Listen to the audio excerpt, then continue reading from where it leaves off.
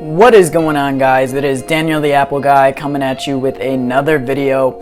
In this video, I am going to talk about the top 3 things that you have to look out for before buying an iPhone. So if you're new to this channel and you don't know much about me, my name is Daniel and I run an iPhone repair business and I buy and sell phones on a very large scale. And throughout the years, I've purchased over 300 iPhones, so I know exactly what to look for. So one of the first things that I check when buying an iPhone is if the phone is blacklisted. And there is one very reliable way to check that. So you want to get out your computer. It's always best to meet someone at a McDonald's or a Starbucks coffee where there's free Wi-Fi. You can also do this on your smartphone. So you want to go to a website called Swappa. So I'm just on my Google search engine, Swappa, S-W-A-P-P-A, ESN check. All right, so I am going to click on swappa.com/ESN. So for this example, I have an iPhone 7 right here. And for the iPhone 7 to get the IMEI number, you actually have to pop out the SIM card. Or another way to check the iPhone 7 IMEI is just going to this little information button. So I'm going to go ahead and I'm going to enter the IMEI into swappa.com and let's go ahead and check the database. Okay, so it is saying that the iPhone is not blacklisted and the activation status is clear. So we are good to go.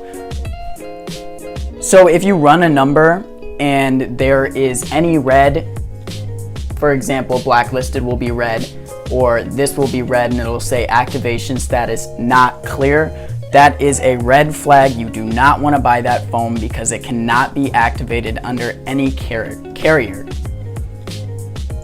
So like I said, blacklisted, not indicated, activation status clear. This phone is good to go. Okay, so now that you've ran the numbers and made sure that the phone is not blacklisted, you want to make sure that there is no activation or iCloud lock on this device. So, when going to buy a phone, you will either get it like this.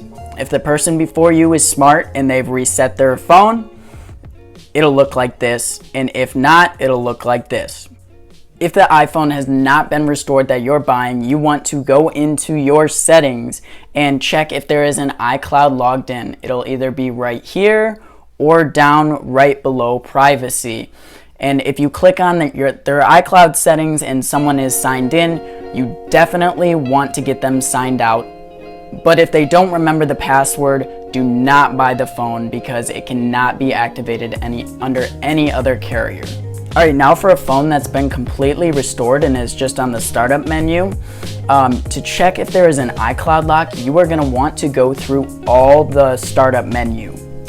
Okay, so going through the startup menu on this iPhone 7 Plus, I could not get through because there is an activation lock and it is asking for my iCloud or my Apple ID login and password.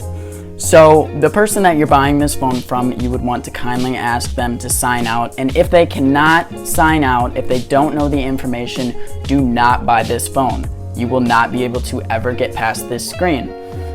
If someone tells you that they can bypass iCloud or activation lock, they're lying to you. Okay, so now for number 3. So number 3 is not as important as number 1 and number 2, obviously. But the third thing I always check for when buying an iPhone is the fingerprint scanner. So you're going to want to go into your settings and go into Touch ID and passcode. And on this iPhone, there is no passcode, so I'm going to go ahead and create one. 0000, use anyway, 00000, use anyway. Okay, so now I am going to want to go to add fingerprint. So I cannot add the fingerprint because the fingerprint scanner does not work. See, failed, unable to complete Touch ID setup. Please go back and try again. The reason why I do this is because if you don't know how to repair an iPhone when the screen is being replaced, it is very easy to mess this up and for the Touch ID to never work again. So you definitely wouldn't want to buy this phone from someone who has repaired it themselves, or if it really doesn't matter that much to you, you can beat them up on the price. So those were the top 3 things that you should look for when buying an iPhone off someone. If this helped you at all, go ahead and comment down below, like, subscribe, and check out my other videos. Thank you so much for watching, and have a good day.